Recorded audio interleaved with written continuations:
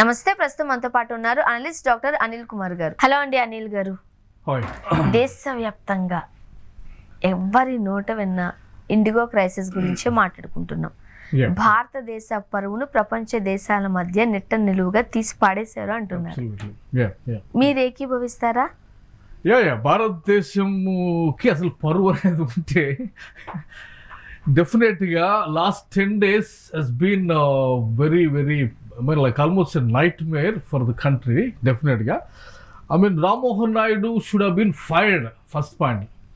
ఆయన ఏవియేషన్ మినిస్టర్గా ఉండి ఆయన టైంలో ఆయన లాస్ట్ మినిట్లో after 10 days is waking up to the situation రియాలిటీకి.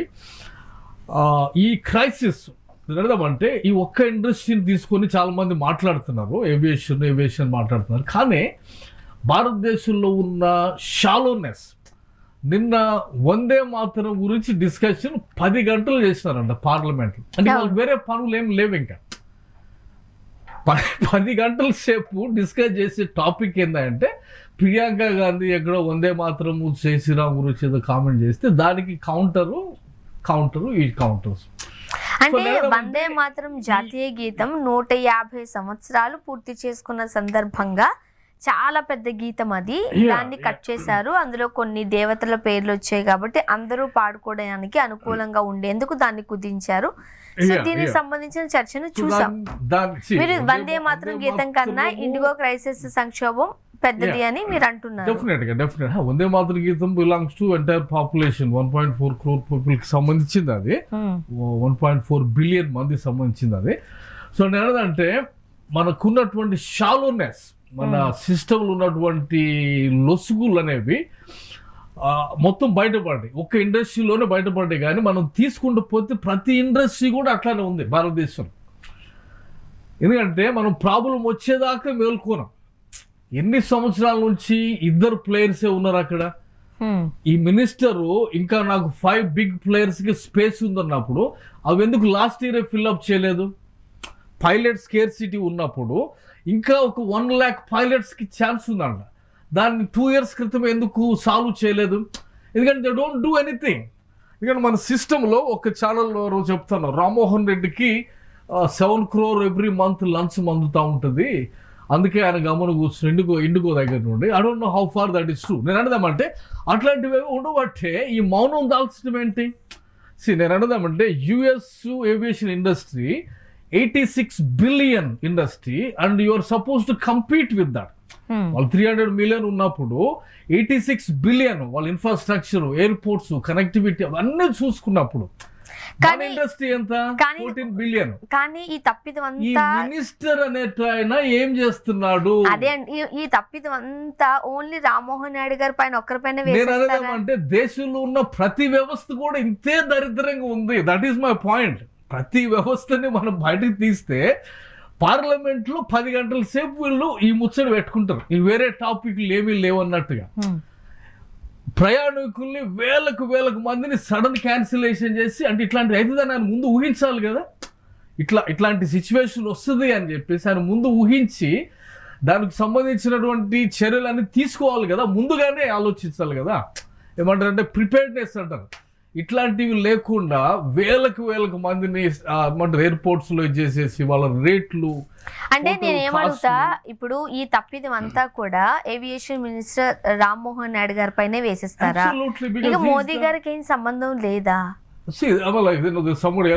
దీని వెనకాల వేరే సబ్ లైన్ ఉంది, దీని వెనకాల బిగ్ ప్లేయర్స్. అంటే ఒకటి అయిన తర్వాత ప్రైవేటైజేషన్ వైపు కూడా వెళ్దాం. ఇప్పుడు చాలా మంది మాట్లాడుతున్నారు 55% మార్కెట్ అంతా ఒక్క సంస్థకే ఇచ్చేయడం వల్ల వచ్చిన ఇబ్బందులు ఇవి. డెఫినెట్ గా అందులో మేజర్ ప్లేయర్స్ ఏరి. అంటే ఆ ప్రాసెస్ ఆఫ్ సెలక్షన్ ఎక్కడుంది, ట్రాన్స్పరెన్సీ ఎక్కడుంది, అవి పబ్లిక్ డొమైన్ లో ఎందుకు ఉండట్లేదు? ఇవన్నీ కూడా చాలా ఉన్నాయి ఇక్కడ ఏమంటే వీళ్ళిద్దరే డువోపోలీలో మొత్తాన్ని ఆకాశం మొత్తం వీళ్ళిద్దరే వెళ్తూ ఉన్నప్పుడు, ఇటువంటి సిచ్యువేషన్కి వచ్చినప్పుడు దేశం అంతా మాట్లాడింది. అంటే రామ్మోహన్ నాయుడు ఇట్లాంటివి జరగకుండా మేము చూస్తాము అనే ఇప్పుడు మాట్లాడుతున్నాడు. కానీ జరిగిన దానికి కంపన్సేషన్ ఏంటి? నష్టపోయిన దానికి ఏమి రియంబర్స్మెంట్ చేయబోతుంది? ఇవన్నీ రానున్న రోజుల్లో దీన్ని ట్రాక్ చేసే సిస్టమ్ ఉండాలి ఖచ్చితంగా. ఇప్పుడు DGCA లాంటి నియంత్రణ సంస్థలు వేరే ఎయిర్లైన్స్ దగ్గరికి వెళ్ళలేవా వెళ్ళే ధైర్యం చేయట్లేదా, అంత ధైర్యం లేదా? అంత ధైర్యం లేక they should have gone. See, the entire system is not very strong. మనకున్నటువంటి డిమాండ్ కి మనం చేస్తున్న సప్లై ఏదైతే ఉందో, సో మచ్ మార్కెట్ ఉంది, పొటెన్షియల్ ఉంది, కానీ దానికి సరిపోయినంత సపోర్ట్ సిస్టమ్ లేకపోవటం బట్టి మనకి we are still at $15 billion USD మార్కెట్లో ఉన్నామంట మనం. వేరే అమెరికా 83 దగ్గర వాళ్ళు ఉంటే, సో ఈ రిఫార్మ్స్ అనేవి మనకి దెబ్బ తగిలిన తర్వాత కాదు, వీళ్ళు లీడర్స్గా ఉంది. ఎందుకంటే ముందుగానే వాటికి ఏమైనా చేయాలి. ఐ వాజ్ వాచింగ్ రిపబ్లిక్ చూస్తూ ఉన్నాను. like at least one channel is questioning the people. It said, hey, you need to come on the picture. And then next day, Ram Mohan Naidu comes on the stage. Some other channel also. 9 రోజులు ఎక్కడ దాక్కున్నాడు ఆయన? భయం వీళ్ళకి అందరికీ. Finally cot అయిన తర్వాత నేను అంటుంది అంటే, ఈ ప్రాబ్లము అన్ని సెక్టర్లో ఉంది. రామ్మోహన్ నాయుడు అనే ఆయన పట్టుకున్నారు ఇప్పుడు అంతే, కాబట్టి ఆయన బయటపడ్డాడు. ఈ ఫ్రాడ్ అనేది ఏదైతే ఉందో, ఈ మోనోపాలీలు, ఈ సిస్టమ్ అంతా ఏదైతే ఉందో, ఇది మొత్తం అన్ని సెక్టర్లో నడుస్తుంది. దీన్ని క్వశ్చన్ చేసి మొత్తం బయట ఎండగడితేనే భారతదేశానికి మార్పు అనేది సాధ్యం అనమాట. ఇప్పుడు మరీ ముఖ్యంగా ఈ ఇండిగో సంక్షోభం తర్వాత, ఈ క్రైసిస్ తర్వాత మన దగ్గర మాట్లాడుకుంటున్న మాటలు, సంస్థలన్నీ కూడా ప్రైవేటు పరం అయిపోతే ఇలానే ఉంటది పరిస్థితి. ఆంధ్ర వాళ్ళు మాట్లాడుతున్నారు, విశాఖ ఉక్కును ప్రైవేటైజేషన్ చేస్తున్నారు, రైట్ హాస్పిటల్స్ అంటారు. ఇట్స్ సింపుల్ ఎక్స్క్యూజ్ అంటారు దాన్ని. See, when others are able to successfully run the thing, see, when countries like America is running successfully, అంటే మనం ఈ రోజు విద్యని వైద్యాన్ని కూడా ప్రైవేట్ వ్యక్తుల పరం చేసేస్తే రేపు అన్న రోజు పరిస్థితి ఏంటి? ఇబ్బందులు పడాల్సింది ఈ రోజు ఎవరు ఇబ్బంది పడ్డారు? గవర్నమెంట్ ఇబ్బంది పడలేదు. ఓకే, ఇండిగో సంస్థ ఇబ్బంది కాదు, ప్రయాణికులు ఇబ్బంది పడ్డారు. రేపు పొద్దుట బలైపోవాల్సింది కూడా ప్రజలే కదా. ప్రజలే బలవుతారు. అనదేమంటే ఇక్కడ హోల్ పాయింట్ ఏమంటే ప్రాబ్లమ్ సాల్వింగ్ కావాలి ఇక్కడ. when somebody is doing it successfully, అక్కడ నుంచి మనం తెచ్చుకుంటే తప్పేంటి? అక్కడ సిస్టమ్ని, అక్కడ వాళ్ళు పెట్టిన మెకానిజాన్ని మనం అడాప్ట్ చేసుకుంటే తప్పేంటి? when they are running it successfully, అక్కడ 56 మేజర్ ప్లేయర్స్ ఉన్నారంట అమెరికాలో. మనకి ఇక్కడ ఇద్దరు వెళ్తున్నారు. పాపులేషన్ 1.4 బిలియన్, అక్కడ 300 మిలియన్. ప్రయాణం చేయాలని ఆశ కలుపుతున్న వాళ్ళు ఇక్కడ ఎక్కువ మంది ఉన్నారు. ఈ మార్కెట్ పొటెన్షియల్ ఎక్కువ ఉంది.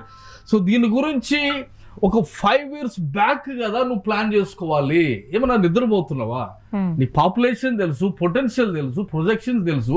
ఇవన్నీ తెలిసిన తర్వాత ఆ మెకానిజం అంతా చేయడానికే కదా నీకు ఆ పోస్ట్ ఇచ్చింది. అది తెలియనప్పుడు సంతకం చేసి ఇంట్లో కూర్చోవాలా? జనాల్ని ఇట్లా ఇబ్బంది పెట్టే కంటే, ఇబ్బంది పెడుతూ కూడా కాదు ఇది. It is just okay, people have temporarily suffered, కానీ ఆ పొటెన్షియల్ మిస్ అవుతుంది కదా. ఇంకొక 5 players నువ్వు ఇంకొక 2 years క్రితం పెడితే 15 బిలియన్ ఉన్నది, నువ్వు 30 బిలియన్ తీసుకెళ్తావు కదా. ఎకానమీకి నువ్వు ఎన్హాన్స్ చేస్తావు కదా.